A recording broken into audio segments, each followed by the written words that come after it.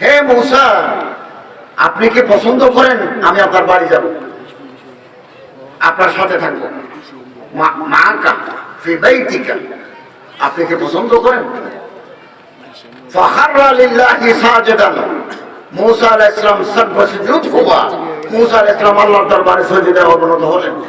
খোদা আরশের মালিক, লৌহ কলমের মালিক, বিশ্বজাহানের মালিক, সাত আসমানের মালিক, রব্বুল আলামিন, মালিকি ইয়াউমিদ্দিন, আপনি কি করে আমার ঘরে আসবেন? কাইফা তাসকুনু মাই ফি বাইতি, কি করে আপনি আমার ঘরে থাকবেন, আমার ঘরে আসবেন মাওলা? আল্লাহ তাআলা আযজা ওয়া জাল, আল্লাহ তাআলা পর্দার পিছন থেকে জবাব দিলেন, আমা আলিমতা ইয়া মূসা, হে মূসা আপনি কি জানেন না আন্নী জলিসুল মান যাকারানি, পৃথিবীর কোন বান্দা যে কোনো জায়গা থেকে যখন আমারে স্মরণ করে, আমার কালাম তেলাওয়াত করে, আমারে নাম ধরে ডাকে, সুবহানাল্লাহ, আলহামদুলিল্লাহ, লা ইলাহা ইল্লাল্লাহ, আল্লাহু আকবার, এভাবে ডাকে, মাই হাম জলিস হোতা, আমি তার পাশে গিয়ে বসি। সুবহানাল্লাহ। আপনার একজনের পাশে একজনে বসছেন, এটা হামজলিস। আমার পাশে হুজুররা আছেন, হামজলিস।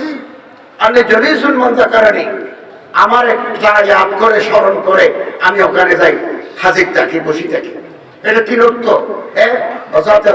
স্বয়ং আল্লাহ আরশে আজিম থেকে এই মাহফিলে আসতে পারেন। আল্লাহ হ্যাজ দি ক্যাপাবিলিটি টু, আল্লাহর ক্ষমতা আছে, কুদরত আছে, অথবা আল্লাহর রহমত আসে, অথবা আল্লাহর ফেরেশতারা আসেন। মোটামুটি আল্লাহর সাথে মজলিসের তাল্লুক হয়ে যায়, কিচ্ছু ব্যর্থ হবে না। আল্লাহ তাআলা কোন নেক বান্দার নেক আমল বরবাদ করে দিবেন না। আজকের এই মাহফিলও আমরা কিয়ামতের দিন আমাদের নামায়ে আমালে দেখব, এই মাহফিল আমরা দেখব। আল্লাহ তাআলা এই মাহফিল যদি কবুল করিলেন নেন, আমরা জান্নাত পাবো। ওমর ফারুক রাদিয়াল্লাহু তাআলা আনহু ওনার শাসন আমলে আমাদের করতে কোরআন শরীফের তাফসীর নাই, সাহাবায়ে কেরামদের জীবনী নাই। বড় আফসোস, দামে দামে মোবাইল আছে আমাদের, ঠিক অ্যান্ড্রয়েড মোবাইল আছে, 200 টাকা 300 টাকা দামে খোলাফায়ে রাশিদিনের ইতিহাস, ইসলাম, রাসূলুল্লাহ সাল্লাল্লাহু আলাইহি ওয়াসাল্লামের জীবনী, এটা ছোট মুনতাহব হাদিসের কিতাব আমাদের ঘরে নাই। এটা কোরআন শরীফের তাফসীর নেই আমাদের ঘরে। কত আফসোস। বাংলাদেশ সরকারের ধর্ম মন্ত্রণালয়, ইসলামিক ফাউন্ডেশন এই সম্প্রতি খোলাফায়ে রাশিদিন আবু বকর, ওমর, ওসমান, আলী, 4 জনের উপরে জীবনী বের করতেছে। তারা মেহরবানি করে আমার দিয়েছেন হযরত আবু বকর, আমি লিখে জমা দিছি, ছাপা হবে, ইসলামের ভিতরে ছাপা হবে। 4 খলিফা আবু বকর রাদিয়াল্লাহু তাআলা আমার ভাগে। এদের আবার টেলিফোন করে বললো যে একটু 3 জায়গায় একটু আর কথা বাড়াতে হবে। মুজাহিদিন নবুয়্বত হযরত আবু বকর রাদিয়াল্লাহু তাআলা এর জামানায় একদল লোক বললো আমরাও নবী, মুসালামাতুল কাযযাব, সাজান, আসওয়াদ, আনাসি, এদের সম্পর্কে লিখছি আর একটু বাড়ে যায়। মানে আইনে যাকাত, হযরত আবু বকর রাদিয়াল্লাহু তাআলা 2 বছর ক্ষমতায় ছিলেন প্রেসিডেন্ট হিসেবে হযরতের ইন্তেকালের পরে। মদিনার আশেপাশের অনেক লোক আসি বলে আমরা তাওহীদ এবং রিসালাতে বিশ্বাসী, আমরা আল্লাহ মানি, আমরা হযরত মুহাম্মদ সাল্লাল্লাহু আলাইহি ওয়াসাল্লামকে নবী মানি, তবে আমরা যাকাত দেব না। মানে আইনে যাকাত, আপনি আমাদের যাকাত মাফ করে দেন। হযরত আবু বকর বলেন এটা কি করে সম্ভব? এটা তো আল্লাহর বিধান, রাসূলের বিধান, আকিমুস সালাত ওয়া আতুজ যাকাত, আমি কি করে মাফ করব? তারা হুমকি দিল মাফ না করলে মদিনা আক্রমণ করব। এই মুহূর্তে এই জামানায় হযরত আবু বকর রাদিয়াল্লাহু তাআলা আনহু যদি অকুতুবই সেনানীর মতো মদিনাকে পাহারা না দিতেন, এরাই ইসলামের বাতি নিবে। হযরত আবু বকর রাদিয়াল্লাহু তাআলা আনহু বলেন, আল্লাহর পয়গম্বরের জামানায় যারা যাকাত হিসেবে ছাগল দিয়েছো, আমার জামানায় আসি ছাগল দেওয়ার পরে যদি রশি না দাও, আমি তাদের ভিতরে কেতাল করব, যুদ্ধ করব। এবং হযরত ওমর, হযরত ওসমান, হযরত আলী, হযরত আবু বকর জান্নাতি মদিনা পাহারা দিয়েছেন, সংঘর্ষ হয়েছে। এবং আফসা জুবিয়ান গোত্র, আমসা গোত্র পর্যন্ত এদেরকে পিছনে নিয়ে গেছেন। হযরত আবু বকর রাদিয়াল্লাহু তাআলা সে সময় সিংহের মতো না দাঁড়ালে ইসলাম আমাদের দেশে বাংলাদেশে আসতো কিনা খুব সন্দেহ আছে। এবং যারা মিথ্যা নবুয়তের দাবিদার, যুগে যুগে মিথ্যা নবুয়তের দাবিদার বেরিয়েছে, কাদিয়ানী তাদের মধ্যে এক দল। ওখানেও নবী দাবি করেছে তারা, বেয়াদবি করে আল্লাহ রসুলকে বলছে, ইয়া রাসূলুল্লাহ, একবার মদিনে আসছে, হযরতের প্রতি মানুষের মহব্বত, ঈসা দেখি ও ভাবলো নবী হলে তো অসম সম্মান দেখা যায়। তখন সে ইয়ামামাতে ফিরে যায়, আল্লাহ রসুলের কাছে চিঠি, ইয়া রাসূলুল্লাহ, আমিও নবী আপনিও নবী, জামালা করিল আপনি, দেশটাকে দুই ভাগ করে ফেলাই, উত্তরে আমি দক্ষিণ আপনি। আল বিদায়া ওয়ান নিহায়াতের চিঠি আছে, আল্লাহ রাসূল চিঠি দিয়েছেন মুসলমানদের কাছে। হযরত আবু বকর রাদিয়াল্লাহু তাআলা যখন প্রেসিডেন্ট হলেন, আমার শয়তানি শুরু করে 40,000 মানুষ জোগাড় করে ফেলছে। হযরত খালিদ ইবনে ওয়ালিদ 13,000 জানবাদ যোদ্ধা লই জঙ্গে ইয়ামামা যুদ্ধ করেছেন। 6,000 সাহাবী হাফেজে কোরআন মারা গেছেন। এবং হযরত খালিদ ইবনে ওয়ালিদ এই ভণ্ড নবীদের বিরুদ্ধে যে যুদ্ধ করে গেছেন, ইতিহাসে সমারোহ করে লিখে রাখার মতো। তারিখুল উমাম ওয়াল মুলুক, তারিখুল উমাম ওয়ার রসুল ইবনে জারির তবরি লিখেছেন, এত বেশি মানুষ মারা গেল যে ভণ্ড নবীদের এই যুদ্ধে লাশের উপর লাশ রাখতে রাখতে বাগানের গাছের পাতা দেখা যায় না। এই জন্য এই ময়দানকে বলা হয় হাদিকাতুল মউত, the garden of the death. ইসলামের যুগে যুগে এরকম বাতিলের সাথে পাঞ্জা আজমাই করার মুসলমানদের সুযোগ এসেছে, আগামী দিনেও আসবে, আমাদের জমানায়ও আছে। আল্লাহ তাআলা মুসলমানদের শক্তি দান করুন, আমিন। হযরত ওমর রাদিয়াল্লাহু তাআলা আনহু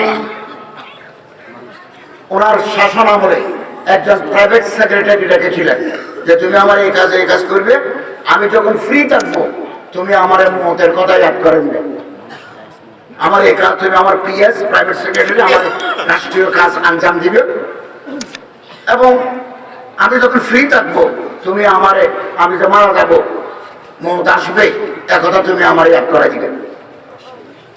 কিছুদিন পরে হযরত ওমর রাদিয়াল্লাহু তাআলা আনহু এই সেক্রেটারিকে আরেক দপ্তরে ট্রান্সফার করে দিলেন, পোস্টিং করে দিলেন। তো এই লোকটা প্রাইভেট সেক্রেটারি যাওয়ার সময় বলে, আমিরুল মুমিনিন, আপনি তো আমার আরেক দপ্তরে পাঠিয়ে দিচ্ছেন, মতের কথা আপনারা ইয়াদ করে দেবে কে? হযরত ওমর বলেন, আমার দাড়ি সাদা হয়ে যাচ্ছে, আমি যখন আয়না দেখবো বুঝবো যে আমার টাইম নেই, আমার সাদা দাড়ি আমার ইয়াদ করে দেবে। ওমর ফারুক রাদিয়াল্লাহু তাআলা আনহু সম্পর্কে জালালউদ্দিন সুয়ুতী লিখেছেন তারিখুল খুলাফা কিতাবে, 18টা কোরআন শরীফের আয়াত হযরত ওমর রাদিয়াল্লাহু তাআলা আনহুর আরজু মতে আল্লাহ তাআলা জিবরাইল মাধ্যমে রাসূলুল্লাহর উপর নাযিল করেছেন। হযরত ওমর আরজু করেছেন, আল্লাহ তাআলা সেটা কবুল করেছেন।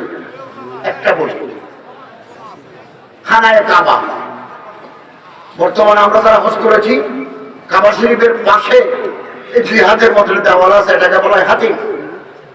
ওখানে নামাজ পড়লে কাবা শরীফের ভিতরে নামাজ পড়া সওয়াব। আমি বহুবার মক্কা শরীফে গেছি, একবার চান্স পাইছি, বেশি মানুষের ভিড় করে ঢুকা মুশকিল, একবার চান্স পাইছি, একবার 2 রাকাত নামাজ পড়ছি। কুরাইশের এক সময় টাকা ছিল না বলে কিছু জায়গা ছাড়ি দিয়ে কাবা শরীফের ছোট করে বানছে, ওটাকে ঘেরাও করে রাখছে। ইমাম মালিক রাহমাতুল্লাহ আলাইহির জামানায় হাকিমে ওয়াক্ত ইমাম মালিক সাহেবের ফতোয়া চাইলেন যে হযরত, এক সময় আরবের টাকা ছিল না, কাবা শরীফে ছোট করে দিয়েছেন, এখন তো আমাদের টাকা আছে, আমরা উঠে বাঁধি দিই। ইমাম মালিক রাহমাতুল্লাহ রাজি হন নাই। সেই জামানায় আরেকটা দেওয়াল ছিল, তারিখুল খুলাফা, জালালউদ্দিন সুয়ুতী, হাজর আসওয়াদকে বাইরে রাখি 36 মিটার দূরে মাকাম ইব্রাহিমকে লই, খানায়ে কাবার দরজার এই পাশে, হাজর আসওয়াদের এই পাশে আরেকটা দেওয়াল ছিল। মানুষ তওয়াফ করতো একেবারে মাকাম ইব্রাহিম লই, মাকাম ইব্রাহিম এটা একটা পিলার, ওখানে হযরত ইব্রাহিম আলাইহিস সালামের পায়ের ছাপ আছে, এভাবে চাইলে দেখা যায়। হযরত ওমর একদিন আল্লাহ রাসূলকে বললেন, ইয়া রাসূলুল্লাহ, এই দেওয়ালটা কি কাজে লাগে? কোরআন শরীফের তাফসীরে আছে, এই দেওয়ালটা কি কাজে লাগে?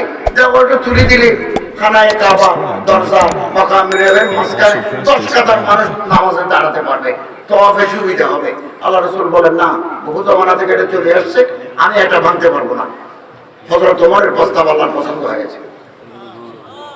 এই জন্য সাহাবায়ে কেরামদের সাথে বুগজ রাখা, সাহাবায়ে কেরামদের সমালোচনা করা, এগুলো দুর্ভাগ্যের আলামত।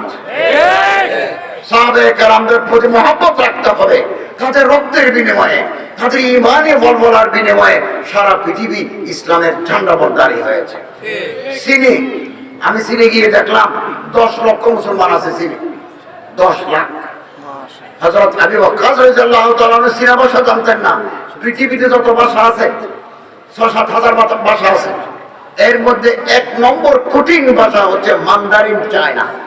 এটা আজীব ভাষা, আজীব ভাষা। তিনি ভাষা জানতেন না, কিন্তু ওনার কোরআন তেলাওয়াতের ভিতরে, ওনার চোখের ভিতরে, ওনার নজরের ভিতরে আজীব এক কষ্ট ছিল। ওনারে দেখি লক্ষ লক্ষ মানুষ মুসলমান হয়ে গেছে, 10 লক্ষ মুসলমান আছে চীনে।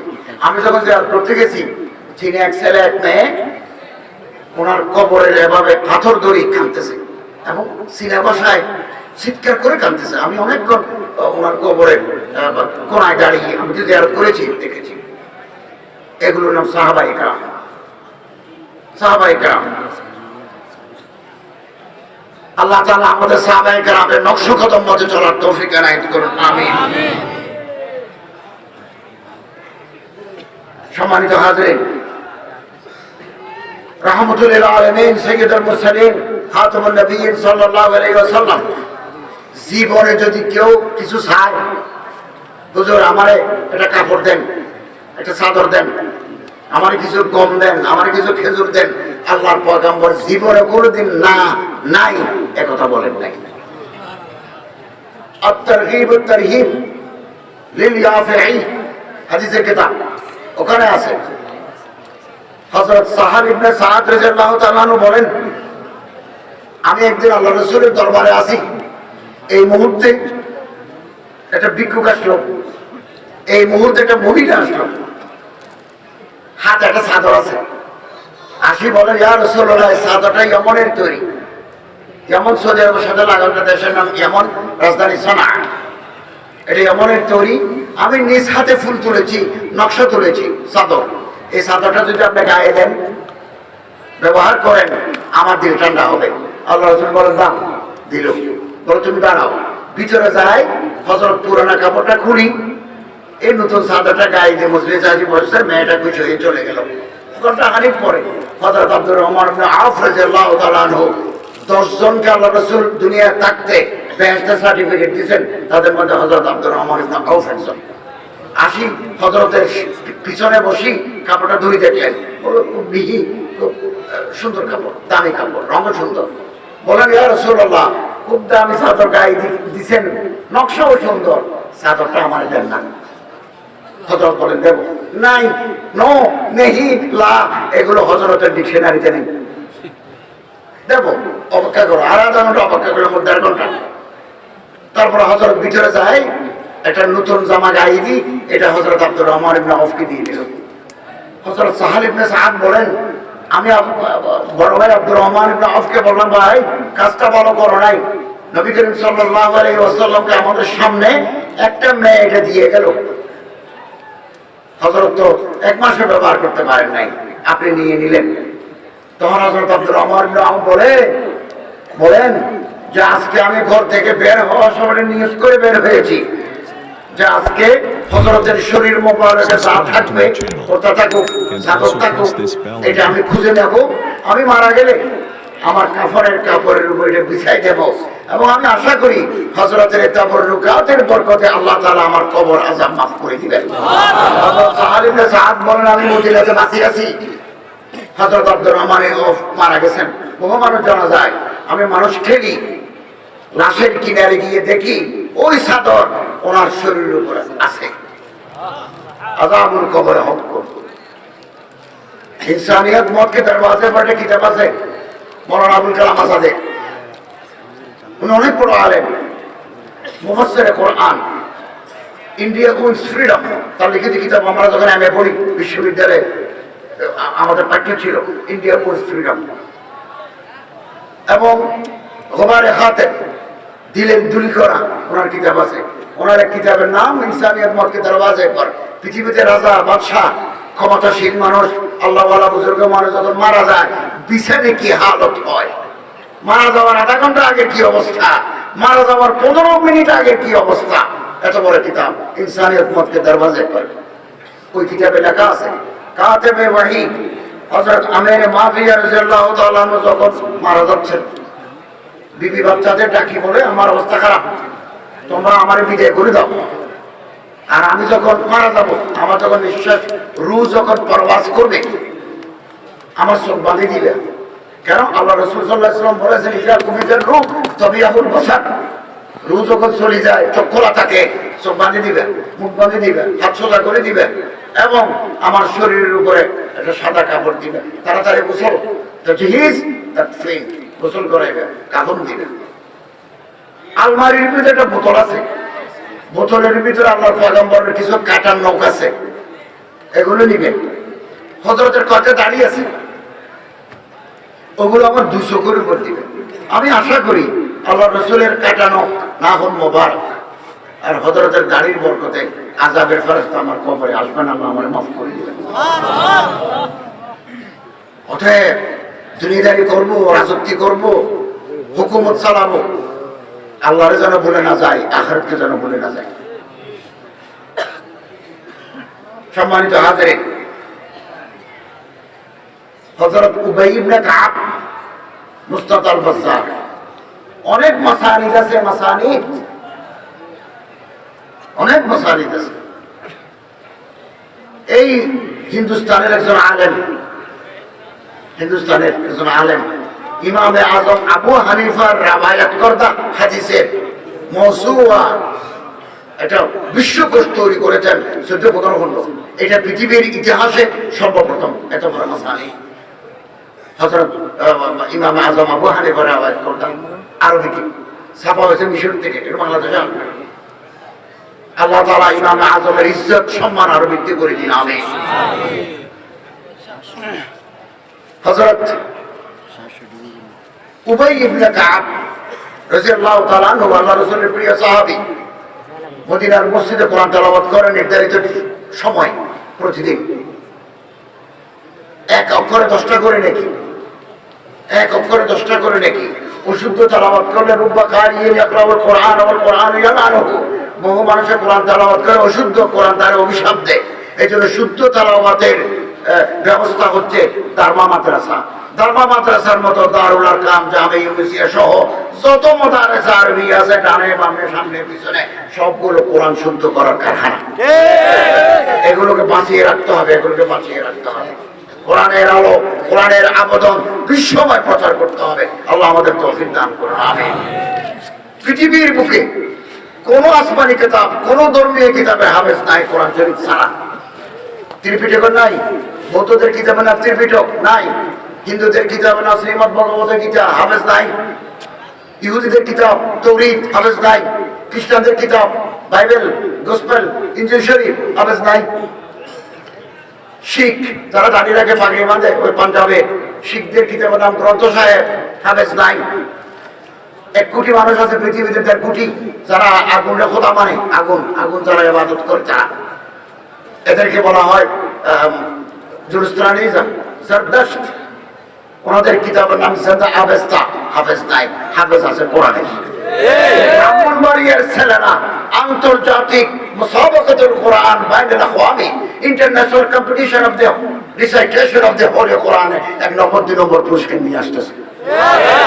ইসলামিক ফাউন্ডেশনের বাইরে লেখা আছে, বিগত 20 বছরের ভিতরে আন্তর্জাতিক পুরস্কার যারা পেয়েছে অধিকাংশ 1 নম্বর, 2 নম্বর, 3 নম্বর বাংলাদেশে। একেবারে বাচ্চা ছেলে। আহলে আরব 18টা আরব দেশ আরব লীগের অধীনে আছে, আরব লীগের। ওখানকার মুমতাহিন, ওখানকার ছেলে যাদের জবান আরবি, এত আজমি, এত অনারব, নন আরব, এর তেলাওয়াত শুনি 1 নম্বর পুরস্কার দিতে বাধ্য হয়েছে। একেবারে বাচ্চা ছেলে, দাঁড়িয়ে কিছু কথাই নাই, 1 নম্বর। এটা বাংলাদেশে কোরআনের উর্বর ক্ষেত্র, এবং ইনশাআল্লাহ কিয়ামত পর্যন্ত বাংলাদেশের বুকে কোরআনের ঝান্ডা উঠতে থাকবে। এবং ব্রাহ্মণবাড়িয়ার ঐতিহ্য আছে, তারা কোরআন পাগল, কোরআন প্রেমী, এবং তারা বুকের তাজা রক্ত দিয়ে কোরআন প্রেমের পরিচয় দিয়ে গেছে। আগামী দিনেও তারা দিতে থাকবে ইনশাআল্লাহ। হযরত উবাই ইবনে কাব কোরআন শরীফ তেলাওয়াত করছেন, মুস্তাদ আল বাজ্জার, আল্লাহর পয়গম্বর আসে সামনে বসছেন। হযরত উবাই ইবনে কাব তেলাওয়াত বন্ধ করে দিলেন, কোরআন শরীফ বন্ধ করে রাখলেন। আল্লাহর পয়গম্বর বলেন, তুমি তেলাওয়াত বন্ধ করলে কেন? তখন হযরত উবাই ইবনে কাব বলেন, ইয়া রাসূলুল্লাহ, এই কোরআন শরীফ তো আপনার সিনার উপর নাযিল হয়েছে, আপনার সামনে কোরআন তেলাওয়াত করতে তো আমার ডর লাগে। হযরত রাসূলুল্লাহ সাল্লাল্লাহু আলাইহি ওয়াসাল্লাম বলেন, ডরের কিছু নাই, আল্লাহ আমারে হুকুম দিবেন আমি যেন তোমার তেলাওয়াত শুনি। আল্লাহ আমারে বলেছেন, আয় মেরে মাহবুব, आप उबई इब्ने काब की तिलावत सुनिए, मैं अर्श से सुनता रहूंगा। আপনি সামনে বসে শুনেন, আমি আরশ থেকে শুনবো। তখন উবাই ইবনে কাব বলেন, ইয়া রাসূলুল্লাহ, আল্লাহু সাম্মানি, আল্লাহ কি আমার নাম নিয়েছেন? আল্লাহর জবানে কি আমার নাম উচ্চারিত হয়েছে? আল্লাহু সাম্মানি। আর রাসূলুল্লাহ সাল্লাল্লাহু